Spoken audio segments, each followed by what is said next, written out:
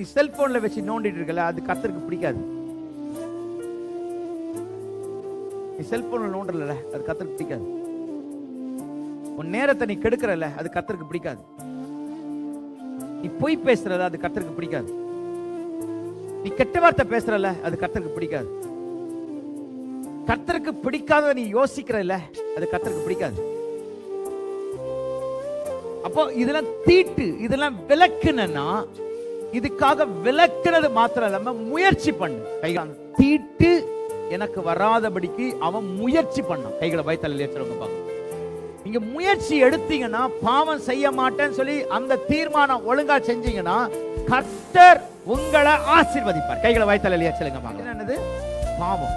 பாவம்னா என்னன்னா, கர்த்தருக்கு பிடிக்காதது எல்லாமே பாவம். சொல்லுங்க, கர்த்தருக்கு பிடிக்காத எல்லாம் பாவம்.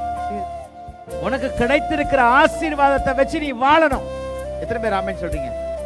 அங்க யோசிக்காத, அங்க பார்க்காத. உனக்கு கிடைச்சிருக்கிற மனைவி, உனக்கு கிடைச்சிருக்கிற கணவன், உனக்கு கிடைச்சிருக்கிற பிள்ளைகள், உனக்கு கிடைச்சிருக்கிற வேலை, உனக்கு கிடைச்சிருக்கிற வசதி, உனக்கு கிடைச்சிருக்கிறதான எல்லா சூழலை வச்சு நீ நல்லா வாழு. நீ அப்படி வாழலன்னா நீ தீட்டாக இருக்கிற, நீ தீட்ட நீ விரும்புற. என்னுடைய பிள்ளையே, ஆண்டவருக்கு பிரியமான காரியத்தை செய்.